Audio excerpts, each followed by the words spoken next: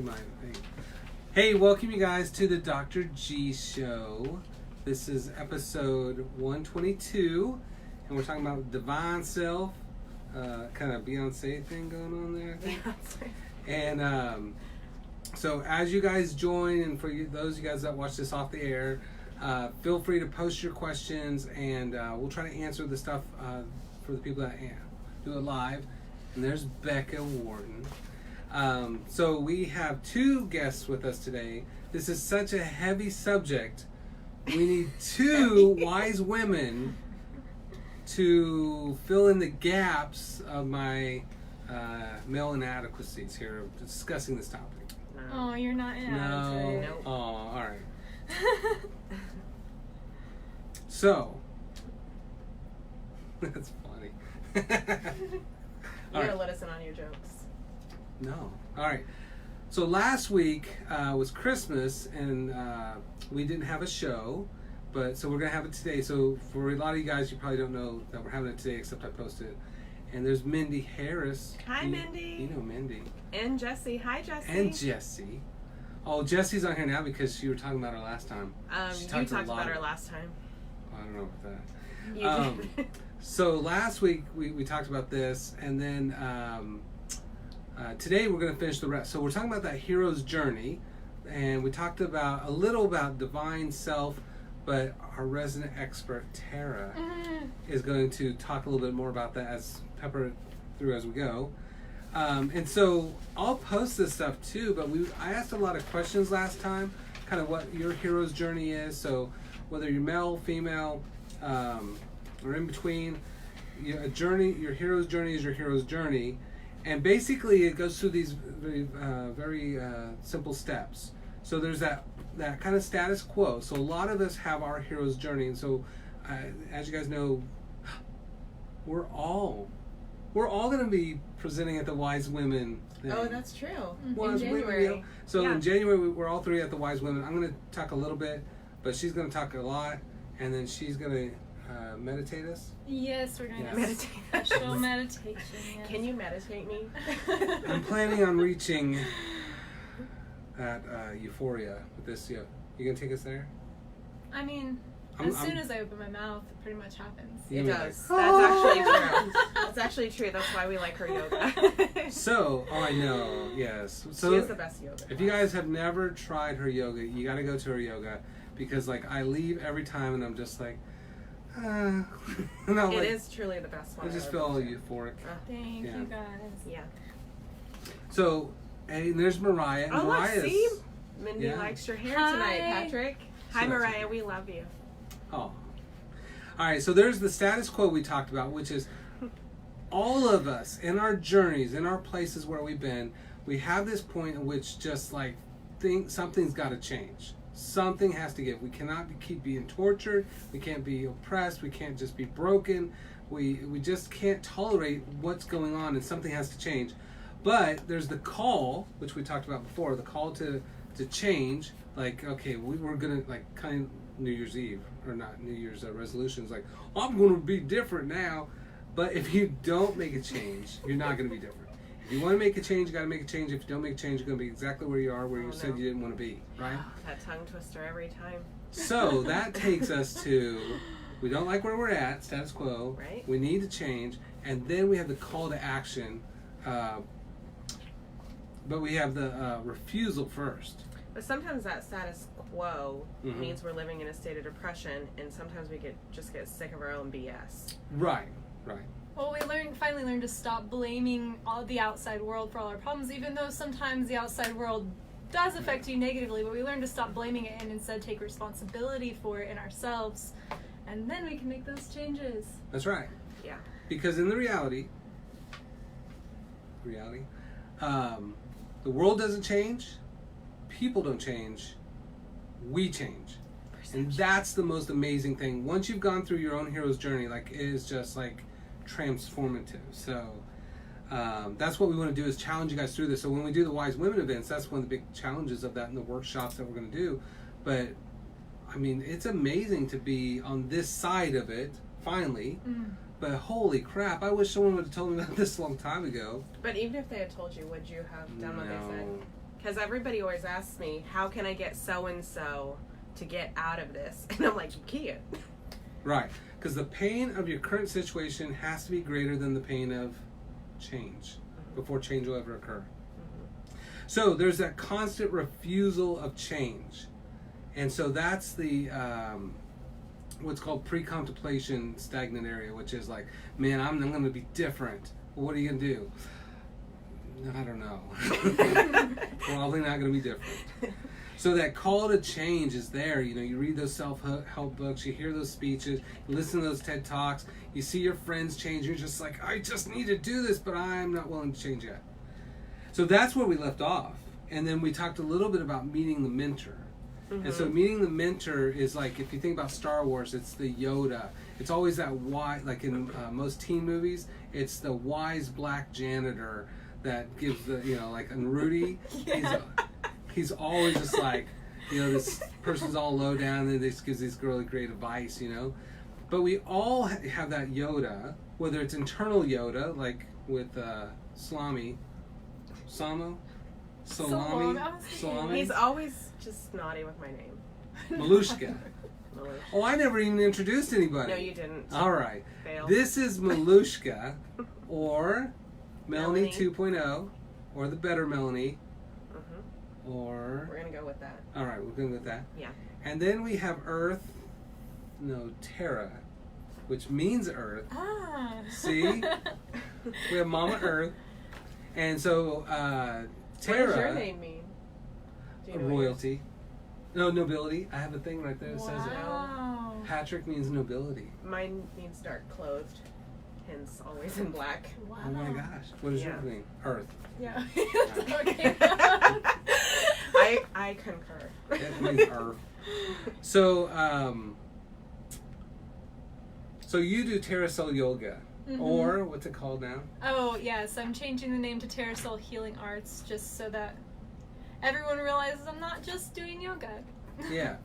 All So she does Reiki massage. I took all my daughters to her to get massage. Or no, two of them been going. The twinsies, yeah. And they were just like scared to death, and then they were just like, we should do this more often. So relaxing. Yes. That's awesome.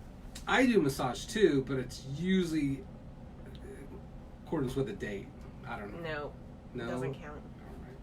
Hey, it sounds like he's making an offer, though. That's right. Patrick is single. If you got a bad back and you need some wine and a good meal, call Dr. G. All right. So I want you guys to talk about like your hero's journey too. So you don't have to post too much detail if you don't want. But we're going to be very transparent as much as possible because we're very... leaders have to lead by transparency, by vulnerability. And we talked about that last time. It's not like, I got it all figured out and you slums out to figure out what I know. But no, like even once you get through your hero's journey, there's always the next journey, but you're just doing it better and you're like more together each time, and it gets easier and easier when you're confronted with crazy, you just become better dramatic equipped. people. And also, I think that when you get on the other side of the dark night of the soul, or whatever you want to call it, on the other side... It's deep. Right. I didn't write that. Somebody else did. I'm pretty sure it's in that hero's journey if you read it. I stole it. But on the other side of that, you become the teacher more, and people are watching you, and you teach with your life, how you respond, how you react, and you don't really react anymore. You become a responder. Yes. So it never stops. You just find a different role as you navigate through. Yeah. Well, so meeting the mentor. So you talked about we talked about yours. Yours is the internal mentor.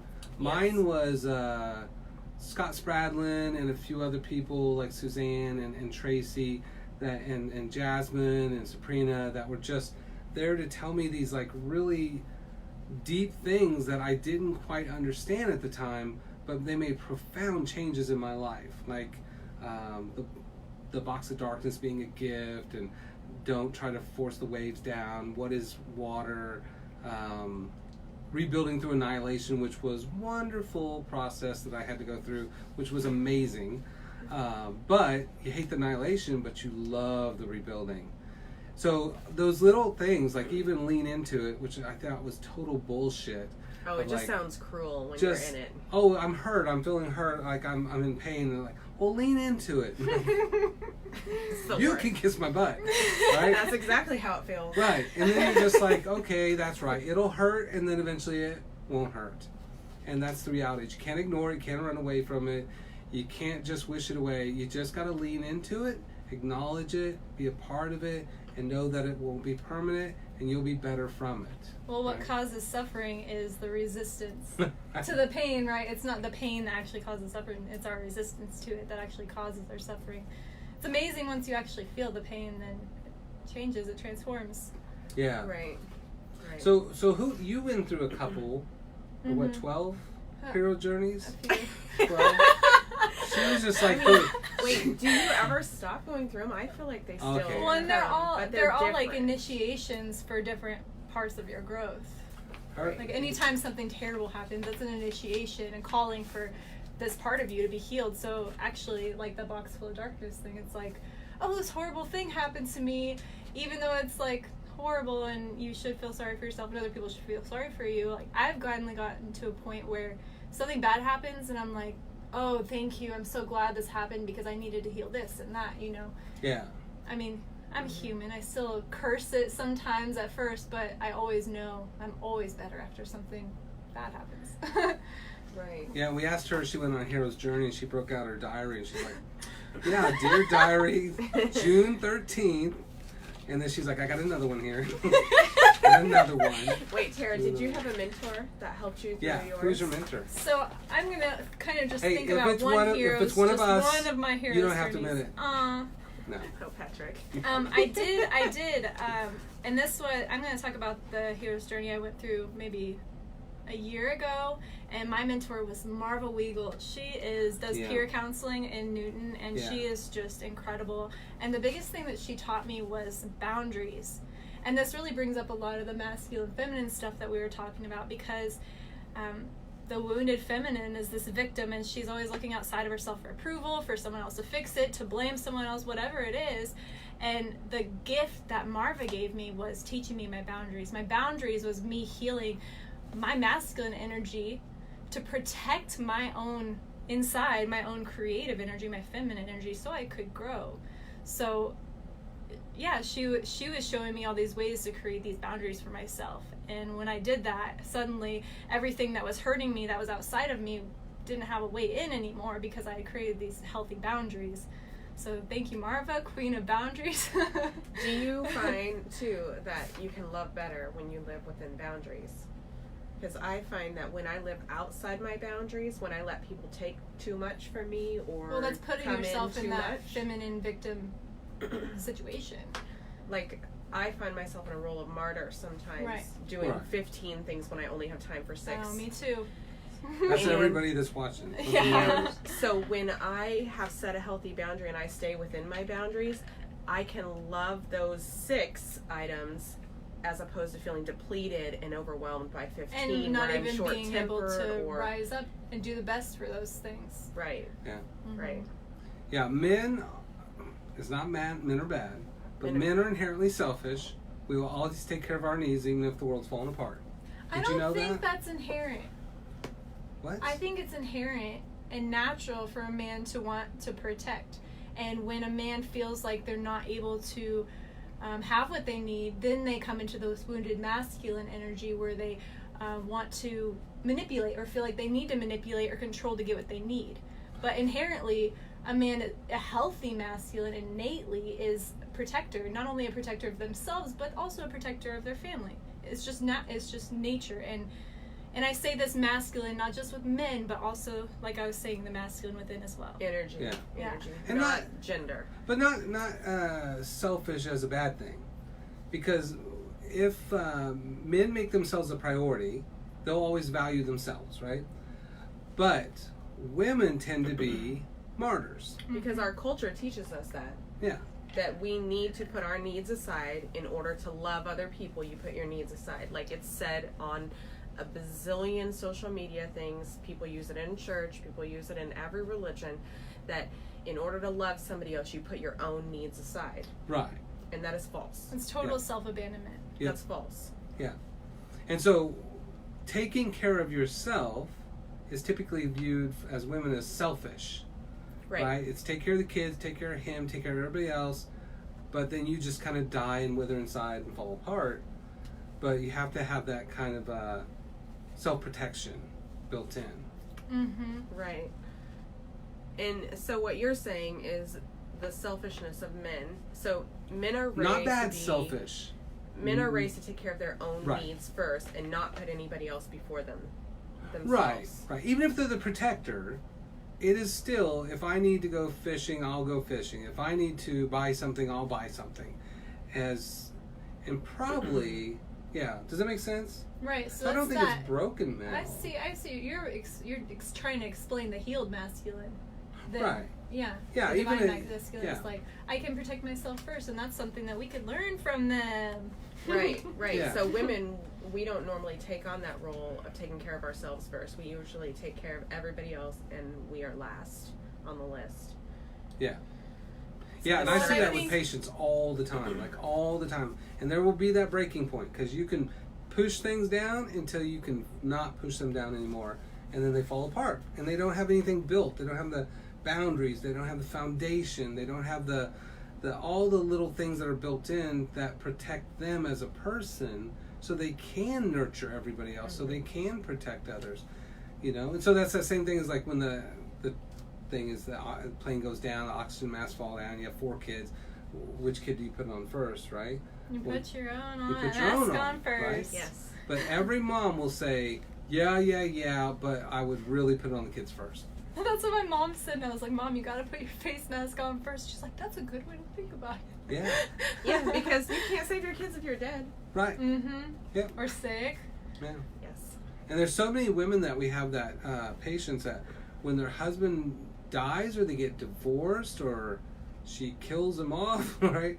Then all of a sudden she has all these like opportunities, like, do I get to go to the movies if I want to? Can I just buy what I want? Can I watch what I want? Like, as a guy, I just was blown away about that in the beginning because I'm just like, do whatever the hell you want to do. But Well, and I think it's deeper. It's the deep issue is this woman, like, in general, what we're talking about is like a woman not having natural self-love, so looking for that approval outside of yourself. So it's like, what does everyone else say that I'm supposed to do so that I'm good enough? When you have to realize that you're born good enough. Mhm. You're born worthy of that protection, of that love, of that sense of security in yourself and boundaries. Right. And one of the most impactful things you've ever said to me was in yoga, and you said, you were repeating mantras, and you were like, if you don't have one, maybe just, I am enough. And I was just like literally, like, it's so simple, but I was blown away of like, I am enough. Yeah, Is that deep breath possible? comes. Can I just, Even if Be you fine? never did a thing, you were born enough. yeah, Right. yeah. And I think that all of us are now, who are on this side of the journey, are going back to that child who believed that they were enough and were perfect, and everybody in your world convinced you by actions, words that you took internally and believed as truth. And a lot of people don't end up broken at the end of childhood, and a lot of people do end up broken at the end of childhood.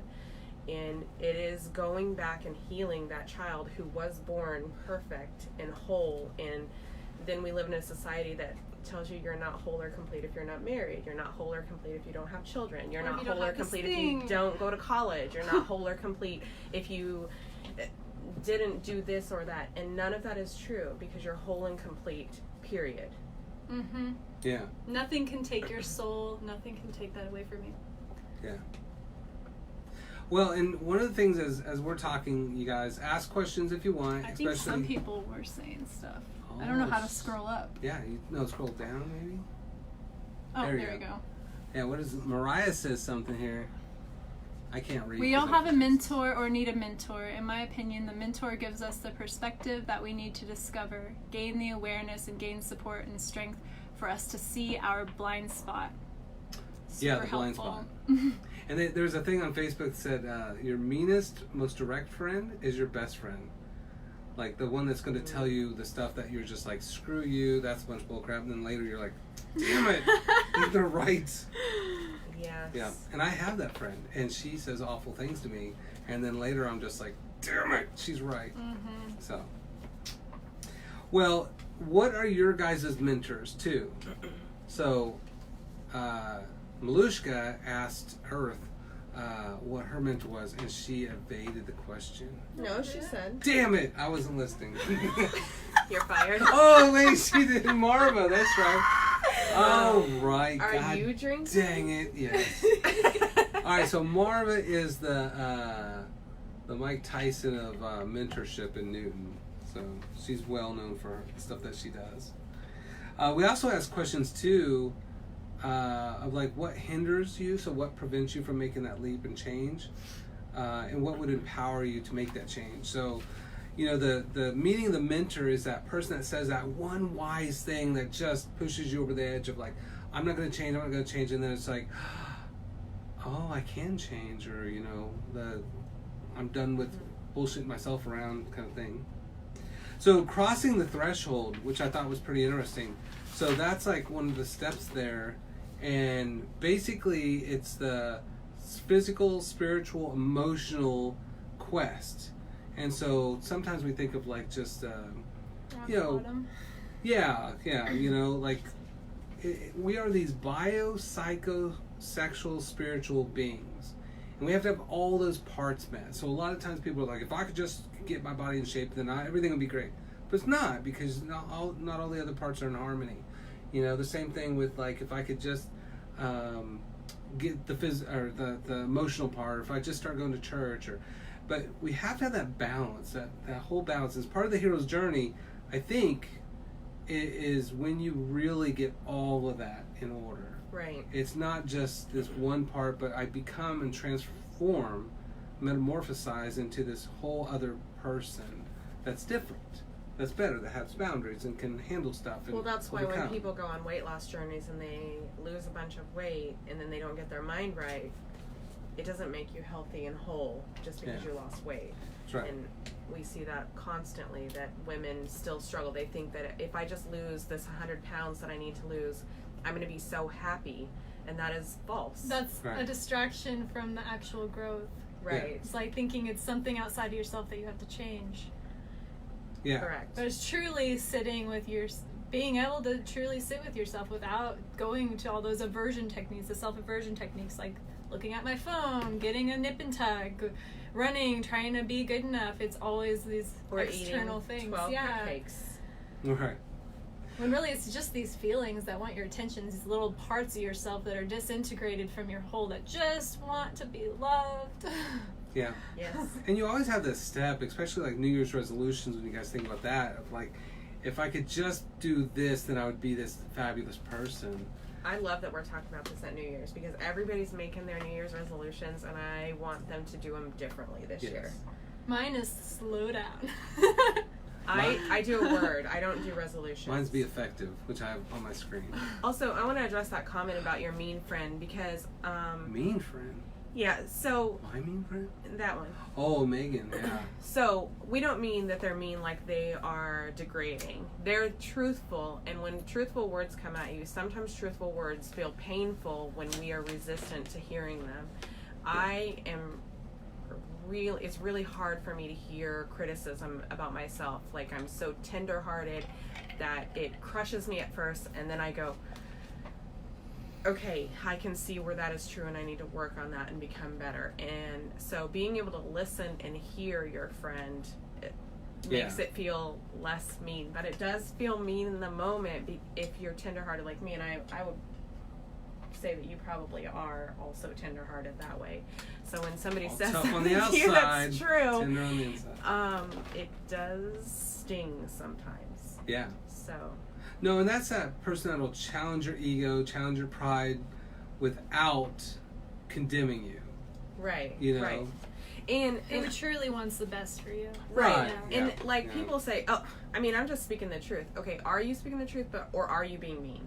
Mm-hmm. Like, if you're saying it in a way that is constructive and you're genuinely, authentically wanting to help that person to take a look at that aspect of themselves and better it, maybe tweak it a little, that's different than coming at them and saying something snide off the cuff and saying, I'm just speaking the truth. Right. Mm-hmm. Big difference.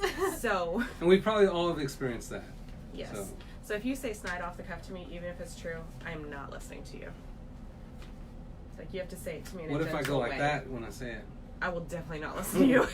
Well, I think it depends on who you are. Like, some people can't hear in a gentle way, and some people are going to receive harshness better. No, I've had friends that are like, you have to be really direct, like a coach to me. Oh, yeah. You know, and some people are different. They need different types, and you have to be sensitive to your friend and be like, what way can I say this that they're going to be able to hear me without me ruining this friendship? And also, I find that if I'm going to say something critical of you, I usually ask permission first.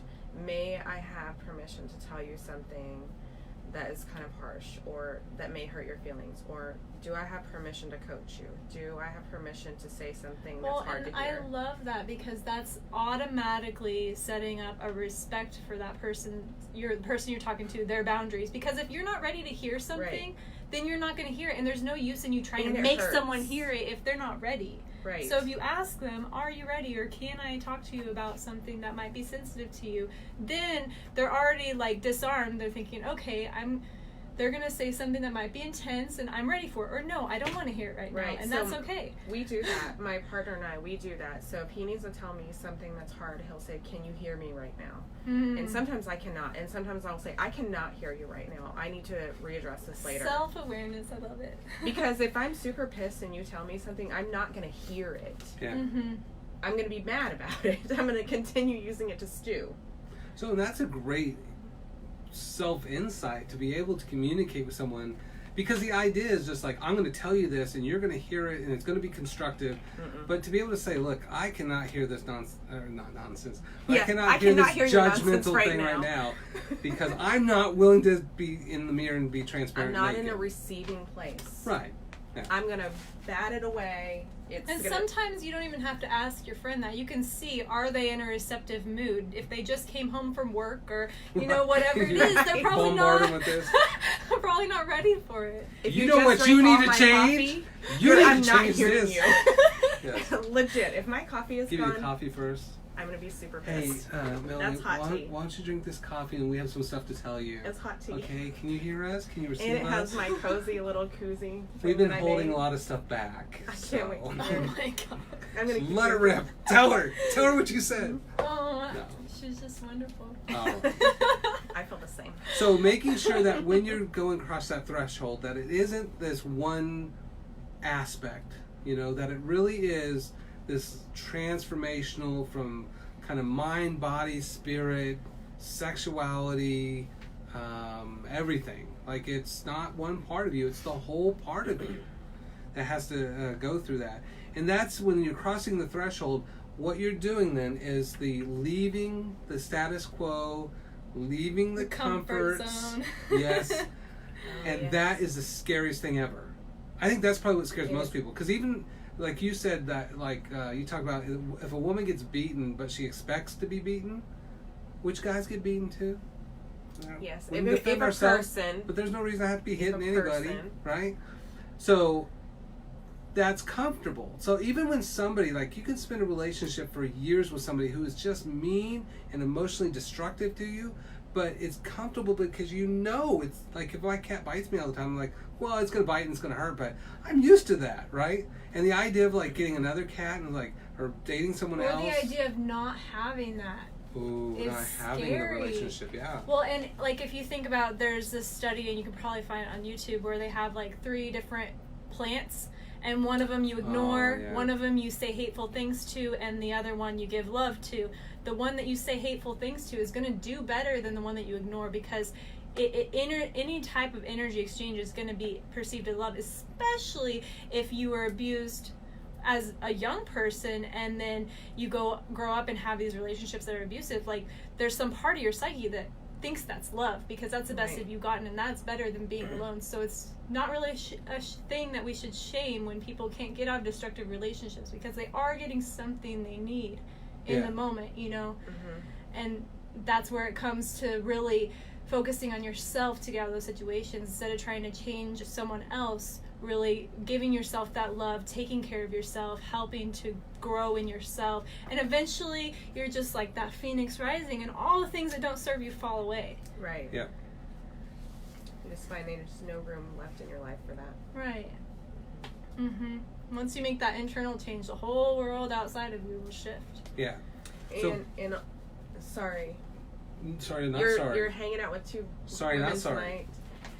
tonight. So I have found that, just like you said, that this is the scary part where you actually have to make the change in order to change. Like, you want to make the change and you talk about making the change, but that tiny little first step is the hardest one. Yeah. Because it's terrifying, and then once you do it and you feel the freedom and liberation from that one little tiny step that you took, you're like, oh, well, that was terrifying, and it was silly to be terrified, and then the next step is easier, and the next step, and you just continue becoming more brave in your life. Yeah. And that's the thing, like, and I think it's easier. So I gotta say, I think that crossing the threshold is easier when you're annihilated, because you don't have a whole lot of choice. Right. And so if you're just like, okay, I have no money, I have nobody in my life, I have no routine, I have no place, I have no stuff, what the hell am I gonna do? And it's just like that wonderful sense of like, okay, I can rebuild, I'll figure it out, but you've crossed that threshold. Right. Like, you've stepped across, there's no turning back, and you're just like, whatever the hell is going to happen, it's going to be all me at that point. I'm going to rebuild my future the way I want it, and it's going to be make or break. It's going to be me this time. Not rescuing someone else, not being their punching bag, not being their emotional, rescuer, none of that stuff. And so whatever the hell that looks like, it doesn't matter. Like, you live in a box, you're like, this is my box now. Nobody can tell me what to do in my box. You do get a little sassy at first. I know. Mm-hmm. So, yeah, and you will survive in that survival part in the beginning, because you're just like, can I survive? Can I survive? Can I survive? And then once you're just like, I can survive. And then now, can I thrive? Can I thrive? Can I thrive? And well, when you take little risks, then you're showing yourself that you can count on yourself. So yes. if you think that you can't count on yourself, you think you're words. stuck, be like, okay, what's a risk I can take so I can prove to myself I can trust myself? And then Right. the more you can trust yourself, the more easy it is to be brave. Yes. Yes. I love that, because once you keep your word to yourself, you can keep your word to other people, and your entire life is different after you keep your word to yourself. Because how many of us say, oh, I'm gonna stop drinking, I'm gonna quit eating 12 cupcakes. That's my thing. I love cake. I could throw down 12 and I would have zero shame. I would have zero shame, but I would run afterwards, just so you know. But Get the runs or go running? No, go running. But it's not dairy. All right. Dairy is the other. They're all laughing. Yeah. But once you've done that, once you've actually done what you said to yourself you're going to do, and you trust yourself, it's an entirely different relationship with yourself after that. You're like, oh, I can do that. I can count on myself. And part of self-love in that type of situation is learning to only make little boundaries for yourself, like, I'm going to do this, that are loving and that you really can do, instead of being like, I have to have self-discipline. Self-discipline only goes as far as your self-love. So if you, if you say, you never go running, you hate running, I'm going to start going running, and then you're mad at yourself because you didn't, you're just setting yourself up to be mad at yourself. Right. Oh, yes. You got, when you make promises to yourself and you say you're going to do something, you really want to make sure it's something you can do, and have compassion for yourself about where you're at before you ask those things, so you can succeed. And when you succeed, that's really strengthening your relationship with yourself. I love that too. Did you read my things that I wrote yesterday? Not yet. Oh, taking inventory, because that was one of the things. Oh, like, no, I did read that. Well, yeah. Like setting people up for failure. Mm-hmm. Like, I think that we do that with ourselves. Sometimes we set ourselves up for failure. We give ourselves 12 tasks when in actuality we can only handle 3 of them. Mm-hmm. Right, yeah. And we set ourselves up for failure because we don't complete 12, and we knew darn good and well that we couldn't complete 12. Right. But we got overzealous Because we got or excited like we about get wanting kind to go of big or go addicted home. to disappointment, and then we set up other people to disappoint us, or all Yes. these little self manipulations we do that we can Yes. blame everyone else. It's like, how did I play a part in that? And yes, it is sometimes someone else's fault, but how can you take responsibility for it and see Right. what you can change? Right. Right. And that's one of the things, once you cross that, you have your tests, your allies, your enemies. You start figuring out who's frenemies and who's real, actual, true blue friends. And, Yes, you know, frenemies are a thing. I think especially with crossing that threshold and trying to set yourself up for success, for some of us, like, you go through this years of annihilation from a person that tells you can't do this on your own, you can't succeed, you're dumb, you're a failure. And then they tell you they love you. Right, yeah, that's always not. It's the sad porcupine. So then there's that confusion of, wait, but you said you love me. Yeah, it's the sad judgmental porcupine. Yeah. I hate you, you're the worst, now love me. And like, Yes. Yes. Yeah. And so then you're trying to do this shit on your own, and you're just like, can I do it? Like, this person said I can't do this stuff. And well, then that's you where do Suzanne's comment comes into play. She Yes. says you have to restructure, what did it say? Restructure your neural pathways. And that's really, like, you can't believe everything that you think. Everyone has told you all these things, you've heard all these things all the time, and they're just going off in your mind until you actually intentionally sit down with a piece of paper and a pen and write what you want to believe about yourself. Things that you can start to believe already, and you write these things down and you start to say them to yourself and you write them on your mirror, and eventually the self-talk that's automatic goes from being negative to being actually what you want to think. But it takes a lot of practice, because it's like this mountain. You're on this side, and it's like all this negative self-talk you've absorbed from all the outside world, and you say all these positive things and you're like, I can't retrain my brain, I'm sliding back down. But if you keep at it, naturally that self-talk is going to start to get better. Yeah. Agreed. Yeah, and I can't tell you, like, even as a guy, you have all these kind of like strengths that you're supposed to have, but when someone like takes it away from you, it was weird even hearing like someone called, this is bizarre, maybe, I don't know, maybe other guys, but it was probably several years ago, but someone said, well, you're a good man, and I was just like, a man? Am I a man? Like, nobody calls me a man.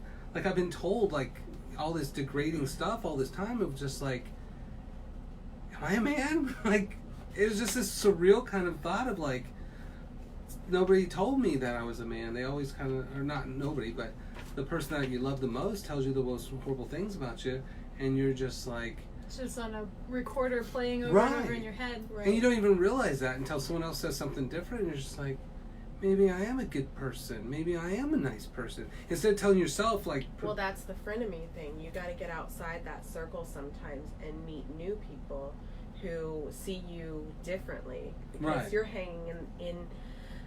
So somebody gave me this analogy years ago about filters. We all have filters. And when you're born, you have this filter that's perfectly clean and clear and there's nothing on it. And then you have parents that say things, you have your friends in school, you have, frenemies. You have all these outside sources that input into your filter, right? And we never stop to examine that filter and go, you know what? I might need to clean my filter because it's dirty. It has all these dirty words on it, and I'm not sure if they're true. And I need to examine them. So like when you say write down what you want to believe, I also think that it's important to write down the things that you're saying inside your head, because sometimes it is seeing it on a piece of paper and seeing, I am fat, I'm not a good mom, I am not a good person. Like seeing these things and then go, is that true? Is that true? Individually, is that true? Is that true? Because we have these things that are just floating in our mind all the time that are abstract, but to write them and see them in front of you, what you're saying to yourself over and over, and then to question each one. Is this true? Well, and I like to use that practice to create mantras. It's like, think of a phrase that you say to yourself all the time that you don't like, and how can you change that phrase a bit to harmonize how you feel. So if you always say, I am fat, your new mantra could be, I love my body. Or even if you don't quite love your body yet, you could say, I'm learning to love my body. Being really honest with what you are saying, but not being, not playing into that manipulative, degrading stuff, even with yourself internally. Yeah. I like that. So you guys going through your trials and tribulations, if you will. I think we've all been there to where you figure out when the shit hits the fan, when things get real, you figure out very quickly who is actually your friend, who is your frenemy, and who is just out to just destroy you, even for no reason. You know, and that's it's about them. If they're trying to destroy you, their own wounding. And that's what it says in here. The hero is confronted with the ever more difficult series of challenges to test him in a variety of ways for her, but the physical hurdles on people hell bent on thwarting your progress. And that's crazy, is because there's even people that are your friends and even family that are just like, the minute you start becoming more self-actualized, self-aware, you start doing more positive stuff, you change the way that you eat, the way that you think, the way that you believe, and suddenly they go, I don't even know who you are anymore. Right. And you go, you shouldn't, because I'm different. Or you think you're better than us, or you think you're so much better, and like, oh yeah, you meditate. Well, you guys could meditate. You don't have to meditate. You don't have to do what I do. Well, you also don't. You have no responsibility to anyone that doesn't support you. Regardless of who they are, you have no obligation to them. It's your obligation to take care of yourself. That's why you're in your own body and you feel pain in your own body. Yeah. I saw this quote that says, "It's okay to cut off toxic people who do not celebrate your softness, who instead choose to weaponize it against you. It's okay, even if they're your parents. It's okay." Oh, that's so true, because everybody clings to that. They're my family. And I'm like, yes, and they're harming you. Right. They can either meet you on your level of self-love or not meet you at all, and that's their choice. Yeah. Right. I think that's another show for another day. But that is the boundary setting in itself that you have to do with everybody. And at a certain point in your life, you step outside the role you've been living. So we live in roles as children, right? We grow up and I know you lived in a role when you were younger. You were a straight A student, I feel like I remember hearing. And we all lived in these roles, right? And our parents were our leaders, and they lived in roles. So I know that at some point in my life, I had a conversation with my parents where I had to tell them, you get to be in my life now. I'm a grown-up, and you don't get to make my decisions. And I love you, and I want you in my life. And you can be here with me, but we don't live in those roles anymore. You don't get to tell me what to do, and you don't get to scold me when I don't do what you want me to do, because it's not your life. Yeah. And that changed the entire dynamic between my father and I. Setting your boundaries. My father and I have a completely different dynamic, which has allowed us to still have a relationship as adults. And he still struggles with the roles sometimes, because he is my dad and he has his own journey. But I have been very firm in my boundaries with him, and that has allowed him, like, he got to spend Christmas with us at my house, and it was wonderful for me. I assume it was wonderful for him too. But if I had not set those boundaries, he would have made me insane, and I would have shut him out of my life. Yeah. I went through the same thing with my mom, because she was this constant drama, fighting. And that's from her own turmoils that she's never overcome. Right. And so I just said, look, you can always visit me, you can always visit your grandkids, but you cannot smoke in our house, and you can't start drama. And you know how many times she's visited? How many? None. But your house is safe. But your house is safe. And so it's sad, because I want to have a family, but I'm not willing to exchange the anger and drama and all that. It's not worth it, and it's unfortunate. Which is okay. Right. It's not like, I never but feel it has like nothing it's to do with me. I feel like it just is what it is. It feels very neutral to me. Like, I hope that at some point you feel it's neutral to you too. And it is neutral. And then at some point she cycles back and goes, you know what? You did set boundaries, and I respect you for that, and I'm willing to live within these boundaries so that I can have you as a part of my life. And maybe she never will, and maybe you'll just live happily ever after, and be like, I love you, Mom, and we love from afar. Right. Yep. So. Yeah, and that's one of the things about, like, my dad dying early. Like, you never have that sense of he'll never apologize. He'll never try to create that relationship. He'll never undo what he did. And so I've accepted that. That's just, he wasn't the father I needed and wasn't the person that he should be. And what if you change that, though, and say he was exactly the father I needed? He was, because I became the man I am today based on not being who he was. Correct. So he was the father you needed. Yeah. And I always think that... Not the one that I'd prefer. No, I mean, all of us want to have a great parental relationship. That's why we get to be that parent to our kids. Yeah, that's right. We get to live in that role. That's exactly who I am to my kids. Yeah. Now. The opposite of them. Yeah. So, all those tests, figuring out who can be trusted, who can't be trusted, and the betrayals. The betrayals. The sad betrayals of people that are just like, I got your back. Like that. Not that you guys have ever gone through that, right? Right. No one's ever felt my pain and betrayal before, right? My hero's journey is unique to you guys. What I like, though, about especially the hero's journey is how non-gender specific it is. It's really like we struggled with that in the beginning. Like, is it a heroine's journey and a hero's journey? But it's not. It's just the journey. Yeah. It's just the journey of being a human. Being a human is super fun and terrible. So then there's the approach to the innermost cave. And so one of the things, the Wise Women events, it was Mariah did her talk. It was just amazing because she talked about that innermost cave. She talked us through some of her hero's journey. And it was amazing. So these women that are going to be talking at the conference and, talking about here's how I did it, here's how I keep doing it, where are you at? How can you start making that same change? How can you overcome those parts in that hero's journey, wherever you're getting stagnant at, But the innermost cave is probably the hardest god dang part of it, because it really is it taps into all your doubts, all your fears, and all your inadequacies, and kind of really overcoming those inner conflicts. Right, like writing down the negative things you say to yourself, that shadow work. Mm-hmm. Yeah. Yes. And you become very accountable for your life. Right. So my marriage ended because my spouse had an affair. And so in the end, it was like blame. My life is a mess because Wait, did you blame her or him? Him. Yeah, that's who she blamed. I blamed him. I mean, she has some accountability, for sure. But, I mean, it was a 4-year affair. Hello, you have some accountability. It's not like you didn't know. It's not like it was a secret, like he had a secret wife and secret children. Yeah. There's some accountability, but 100% blame was his. I mean, he was the one who was supposed to be loyal.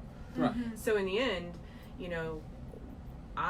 before I went through the healing part, when I was super pissed, of course, I blamed him for everything under the sun. And then when I got to the other side of it and when I started healing, I was like, okay, where did I contribute to this? Because it takes two to tango. Yeah. So where did I fail myself? Where did I fail him? Where did I fail our marriage? And I'm never going to say that I'm accountable for his affair. I am not. Right. I am, however, accountable for the dynamic that was created in our marriage between the two of us. So I had to go back and say, okay, what did you do to contribute to that? And be, and my taking ownership of it has nothing to do with him. It has everything to do with me, because I wanted to, never repeat that pattern again. I wanted to have new relationships, new roles, and not live in a dynamic like that again. And once you do that and you're accountable for your own BS, your life and your people that you choose, your relationships, everything, it used to be over here and it was chaotic, it felt like. And now over here, my relationships are very clean. Like the communication is really good. The boundaries are really good, and there's not chaos in it, because everything is different on the other side of that when you take ownership of who you are and what you want your relationships to look like. Yeah. So like with my partner now, like when he comes at me and says, "Can you hear me?" I never put his needs above my own. I go, "No, I can't hear you," or "Yes, I can hear you. I want to hear this so I can become a better person." And I'm very accountable for that. It's just a different way of living. Whereas before, I was not accountable for it. It was easier to blame. Yeah. Well, and that's not even enough, like, fault on you. It's really just not knowing yourself super well. And then that whole thing happening was the initiation for that growth, for you to be able to know yourself and know what the boundaries are you need to set. And, you know. Right. Gotta have that annihilation. Right. And so I also had to take accountability for it lasting 4 years. I allowed it to last for 4 years because I didn't have enough courage to leave. Yeah. And you know what's funny is, yeah, because, so part of what I'm talking about in the Wise Women thing is the one line, the having one line for kind of emotional stability and all that. And it's based off How to Train Your Man using dog training techniques. Yes. But it doesn't mean men are dogs. It just means it works. It just works. So, same kind of thing, like the first time, you know, you find out someone cheated on you and you're just like, all right, so I would have left. I've always said I would just, there's no way I would take that. I wouldn't put up with that cheater crap. once, or there's cheater again.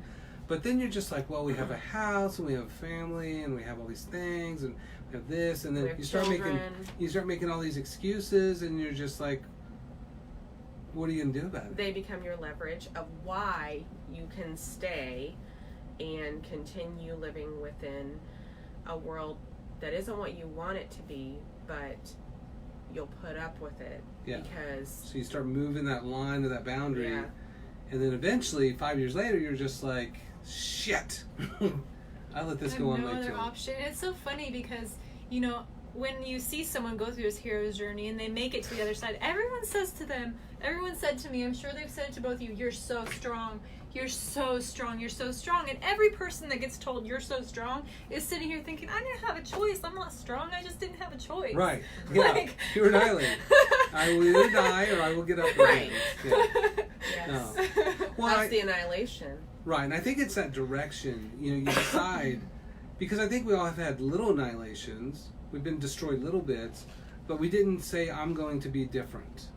We just kind of went and said, well, maybe it was my fault, or I'm going to rescue the next person, and you just end up in I think people just repeat the same cycles. Well, and you don't have the intrinsic motivation until you've gathered all the skills that you need to actually be ready to make that change. So I just really, really, really, really want to stress, like, if you're in a situation that doesn't serve you, don't blame yourself for it. Be patient with yourself and just focus on self-love. Mm-hmm. Yeah. And that's where, Yes. like, meditation with you, like, that was transformative to me. Like, I'd Right. never done that, and I've never from a family that nobody does that, and just the idea of, like, self-care and self-love, and, like, that was That's just... allowed? It's okay to love myself? Yeah. I I'm would so agree with selfish. that. Yoga and meditation 100% saved my life. Mm-hmm. Like- yeah, me too. Me too. 100% Aw. saved my life. 100% among all of us. That is true. Yeah. And everybody who is nervous or scared about how do you even approach meditation, meditation is super easy. It's hard when you think about the monkey mind, but meditating is very easy, and you do it every day, and every day you get a little better, and it becomes a little easier, and you stop putting pressure on yourself and just enjoy the moment, even though your mind is a monkey mind and it jumps all over. And Yeah. A lot of people think that to meditate you have to clear your mind, you have to force your mind to stop, but really meditation is about stopping trying to control everything and just letting it becoming be. the witness. yes. So you have a thought come by and you say, that's a thought. You just let it go. You let it come, you let it go. You just start to notice what's happening. You notice your breath. And it just takes practice. Even if you're just sitting at a stoplight and you're getting frustrated, you're like, I'm just going to observe what's happening within. Close your eyes, take a deep breath. Or, well, a stoplight, you probably shouldn't close your eyes. It's Maybe like, a train, close if you're your on a eyes. train or something. It's no big deal. Just close your eyes while you're Jesus, driving. take the wheel! Yes. Oh my gosh. That's how you do it. Another thing, Only if you're really enlightened. do you That's ever right. ask people to do walking meditation? So I think walking meditation is really easy, and everybody who's like, I don't have time to sit for 30 minutes every day. So every day we're walking somewhere. So what I tell people is, listen, if you don't have time for meditation, while you're cleaning your house, while you're vacuuming, while you're doing dishes, be present with where you are in that moment. I can feel the water on my hands while I'm doing dishes. Right. That water is warm. This dish is smooth while I'm walking. Oh, those are pretty rocks right there.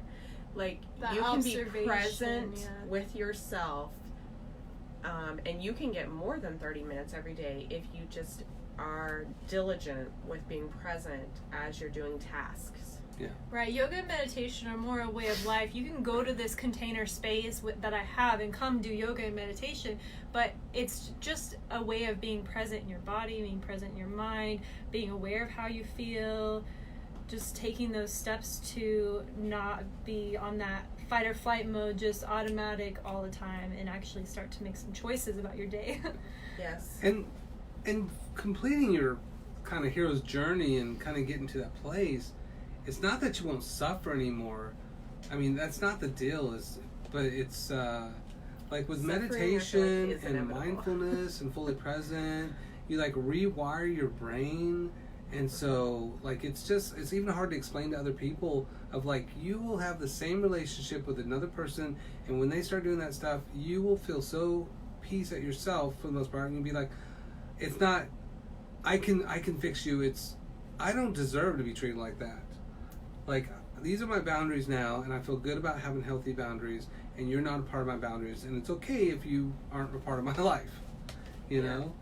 And so that self-awareness, I think, is the biggest part, because you're not, like, I always felt like I never knew what the hell was going on, you know? Like, what the hell is going on? And now I know if I went in that same situation again, I would just be like, nope, this ain't healthy. Like, I do not deserve this. I'm a good person. And I think that when you You know. change too, you don't really find yourself in those situations anymore, because it's almost like you're no longer a magnet to them. They don't come around you as much. I don't find that I have humans around me that are detrimental to me anymore. I instead, everywhere I go, find these loving, wonderful humans, and I'm just like, oh my gosh, there's like so many good people in the world, and they're all around me all the whole time. outside world is a mirror to what you have within. So, you know, if you have a bad or abusive or traumatic situation, it's a part of your wounding mirroring to you, coming up for this, like I keep saying, initiation to be healed. This part of you wants to be healed. That's why this trauma keeps coming up over and over and over until we actually sit with it, learn from it, understand it, and then it transforms. Yeah. Mm-hmm. And I will say this, that when I was going through my hero's journey, it is taught in all things be grateful. And I thought that was such bullcrap. Yeah. Yeah. So, Oh, yes. but I will tell you this, that when my husband left and I thought that my entire world was over, I laid on my floor for weeks because I was in the deepest depression of my life. I was so sad that I literally couldn't get off the floor. And I would meditate on the floor, because what else do you do when you feel like you just feel like you're cracking everywhere, like everything is dying? Well, and you know what I heard? Depression, if you break up the word, it's like deep rest. It's a call for a deep rest. No shame. Yeah. It's part of life. So in that deep rest on my floor of my living room, I would meditate, and I'll tell you one day again when we talk about meditation what that meditation was for me, because I've given that same meditation to many people. It's easy to do, and it was life-saving for me. But I kept repeating thank you over and over. And I remember talking to God, the universe, spirit, whatever word you use for the life force. I was like, listen, I'm going to keep saying thank you, and I do not mean it, okay? But I'm going to keep saying it because you say in all things be grateful. And one day I hope that I mean it. And I just continued saying thank you, thank you, thank you, thank you. And I didn't mean it for a long time. And then one day I was weeping and saying thank you. And it was almost like something, like I felt it in my body, that I did feel grateful. And that shifted me. And so now I say thank you all the time, even when the things are terrible, because I know for a fact that things will be better on the other side. So my partner, Barton, was tangible proof to me that there was goodness on the other side. He came in my life at the perfect moment, has been the perfect friend for me, matches me, puts me in my place, loves me tenderly, and he was tangible proof for me that continuing to say thank you and feeling But what gratitude. came before the proof was your true faith. Like you had, Yes. That's the bridge between this horrible place you are, this Yes. rock bottom, and what you want to be is that faith, saying thank you, even though you don't really believe it. Starting to conjure that faith actually brought that into your life. That's true. So the night before I met him was one of the best nights of my life, and there's proof in my social media. Like, we've all gone back, and it's just this amazing story. It's too long to tell because we're out of time. I'll tell it another time. You're done. But it's a long story. But the night before, I felt this weight on me. I went to bed. I woke up in the morning, and the weight was gone. And that night is when he found me on Facebook. And I knew right then and there that once that weight had lifted, it was perfect timing. I have a very similar. It was perfect. story. You did. She did. I know We'll that. tell it another time because it's 8 o'clock. Our time's up. So, and that's, I think that's the good thing too, is when you're injured and you don't have solution or resolution, you kind of keep seeking more injury, whether you know it or not. But when you switch to that kind of journey, then you tend to find and align with people that are on their own journeys or have completed their journeys, and it's a whole different right tribe, or it actually is a right tribe. But when you find that kind of, and I've probably heard this more times than just you guys, but you seem to see when people figure out, this is who I am, this is my boundaries, this is the healthy me without anybody else, and this is what I want in the partner, all these things, and this is, what I'm willing to accept, and then suddenly they just show up on your radar. Mm-hmm. Yeah. Huh? Mm-hmm. When the timing is perfect. Oh yeah. So I just need to get a better radar? Or is that right? Or... Well, I still haven't made my list. I have not made my you're list. not ready yet. I'm not It'll ready. happen when you're ready. You're supposed to, yeah. When something's not ready, when either you're not ready or something, maybe she's not ready. When you're not ready They're or something both else not isn't ready. ready, it feels like pushing a chain. Why is it a when she? it's the time, the heavens will part. Well, because Yeah. we know you. Oh, okay. So, no, that's true. Yeah. What if my one's in New Delhi and she doesn't have internet? I mean, she might next week, so let's keep praying about All it. Okay, so All right, so we are Let's do never super going to get exciting. through this. that's why you have to come to the Because- Wise Women So- events. Yes. So we may do a different topic, or if you guys want, we can finish the rest of our kind of hero's journey. And I don't know about you guys, but I like the process of hearing from Tara and hearing from Malushka, and even being able to tell my own little tales of kind of making sure that you guys know that you're not alone, you're loved, no matter how broken or annihilated you think you are, there is a way out.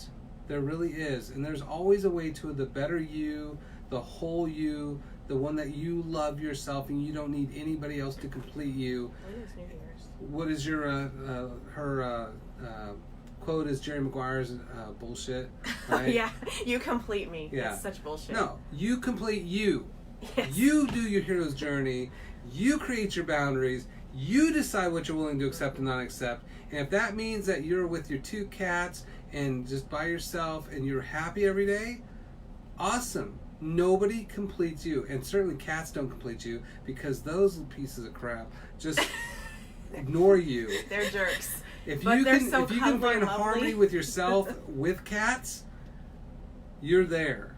I mean, I have a You're great there. cat, so No, it's, yeah. So, no matter where you are, it's within your grasp. Your hero's journey is within your grasp, right? So we all have to have our mentor.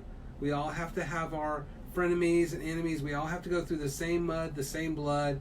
And while we've come out of our major one, we always still are going through little ones, right? So I encourage you guys to go to wisewomenict.com. And I know there's tickets still available to the January 19th one. And there's going to be workbooks, there's workshops, there's going to be great speakers. Including We'll me. be there. This one. I'm going to do my little part. I'll be talking about boundaries and having one line, training your man using dog training techniques.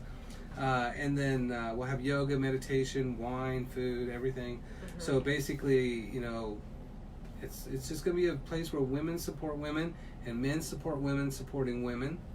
Huh? Yeah? Yes, Yeah? yes. So, New Year's resolutions. Get your tickets. Yes. Start your New Year off right. Come and spend time with us and do the work. and your New Year's resolutions, like we had last year, the unresolutions, most all of them fail within the first 6 months because you didn't change who you are. So no more vanity resolutions. We need to change and become a different person. Rewire our heart. You're not right how you are. I'm just kidding. Right?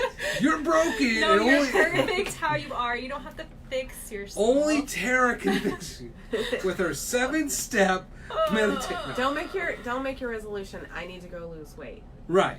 Don't make it that. I need to be able to love my body, love myself, love my situation, love my frailties, love my insecurities. Yeah, how can your resolution reflect self-love instead of self-control? Mm. Oh hell no! Did you? This is all deep water today. It's good. So I'm Wait, I didn't make a curious drug if this reference. is I'm curious if this is useful to others to see Oh, us that's have these deep conversations and Yeah, share our life, bits and pieces of it. they're just all in there. Transparency. You guys are so pathetic. I drive a they're Porsche and I not. got my whole life together, so Nobody has their life together. Nobody does. that's what they're all saying to us. Nobody has their life together. So yeah, tell us what you guys think. I mean, we're all ready to accept your criticism because we are. It doesn't bother us. That's not true. Yeah, Patrick is really humble. I'm so goddamn humble that I deserve a trophy for being the most humblest of the humble. Oh my gosh, that's funny because I tell Barton all the time, I deserve a darn trophy. That's right. Not for being humble though. She's ultra spiritual. I'm super humble, and you are Wonder Woman, duh. Wonder Yeah, Woman. there we go. I mean, I don't know if you know how many kids are in my house. Or but she has like 12 kids, something like. it's like I don't know. 27 I think they're now. cloning they just or keep something. growing and expanding, and they're so Do you know lovely. how they occur? I mean, I'm not birthing them anymore. All right. All right. I love you guys. Thank you for joining us. See you next Tuesday. And come to Which Terrace is- Yoga. It's life Come to changing. Terrasol Yoga. I have enrollment going out soon, so just message me. If maybe send me your email address so I can send you an email so you can get enrolled if you want to. Or I even have drop-ins, so love you. Well, how are they gonna find you? Through just you. Vaguely. We'll tag- Oh, okay. we can tag your Terrace business. Soul Healing Arts. Is that what it's on Facebook? Yes. Terrasol Yoga or Terrasol? Healing I Arts. changed it to Healing Arts, so it's Okay. Terrace Soul Healing Arts. Terrasol. And SOL, Yes. not soul. Soul the earth. Yes. Holy crap. TERRASOL Healing Arts. Okay. And then We'll I'm tag it Dr. below. G, and you're on my Facebook. And this is Malushka. All right. Nobody's ever gonna know my name. Her name is Melanie It's never Samo. said correctly. Melanie 2.0 Samo. 2. Oh, that's backwards. Yeah, because you 2.0. flipped it I reverse. know, but now they Look. can read. Look, Yeah. you can't even see the head. It's very sad. It says, let shit go. No, we're talking about the unicorn pig. Oh, the unicorn Unicorn pig. pig. on the Yeah, you skeleton. can't gosh. even see the Yeah. Oh, unicorn. that's Sort of. it's your direction. Yeah. Okay. No, it's Yeah, her. because you wrote. All right. It's, There we go. it's all backwards, All right. guys. Bye, Thank guys. you very much. Goodbye.